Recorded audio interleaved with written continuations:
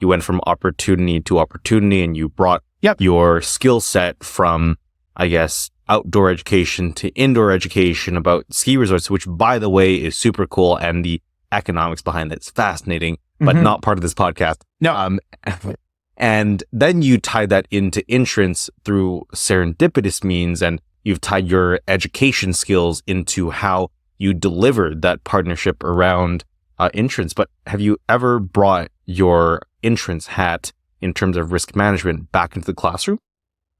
I think that it's inherent with the teaching that I was doing. I was constantly in risk management mode because we were taking our students into non-traditional environment. So we would take our students whitewater rafting. Not every school or program is designed to take your students out of the class and expose them. But for me, coming from outdoor recreation, that was normal. That's what we did. We were hired to bring students, educate and engage with them in the out of doors, which for some of the non-traditionalists, for a traditional teaching environment seems a bit intrinsically difficult. So I give you an example. I worked at a facility that had a mountain bike program and a rock climbing wall. And we would offer that as a co-program. So the students would do one program in the morning and one in the afternoon.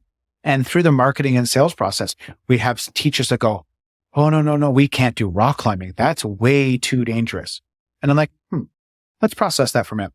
I'm going to take a 17-year-old boy and I'm going to put him on a bicycle and I'm going to take him out and I'm going to spend an hour teaching him how to do some basic skills. And then I'm basically going to set that person free on a trail to make their own decisions under their own power.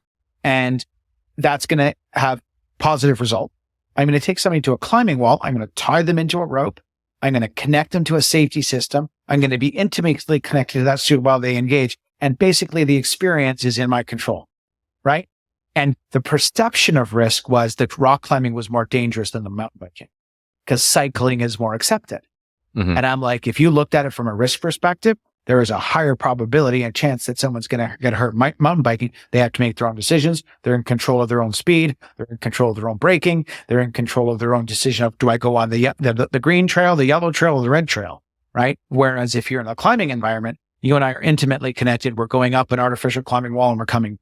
I'm pretty much in control of most of that experience. And the margin for error is very, very small because the decision for the student is to go up or go down. And if they go up, they're going to come down because gravity is going to say, you're coming down. I'm in control of that versus allowing a student to free ride and decide and make their own choices. So a lot of what we dealt with and what I try to conceptualize is the perception of risk versus the risk reality. Take the numbers, understand the facts, and then say, is this in fact really dangerous? One could argue the bus ride up to any facility was more dangerous statistically than the activity itself. It's just perception. So it's constantly dealing with idea and the perception. And that happens a lot in the event world, right? People think certain events are dangerous and risky, but when you boil them all down and distill the information, the answer is they're actually statistically not, right? But it's just the perception.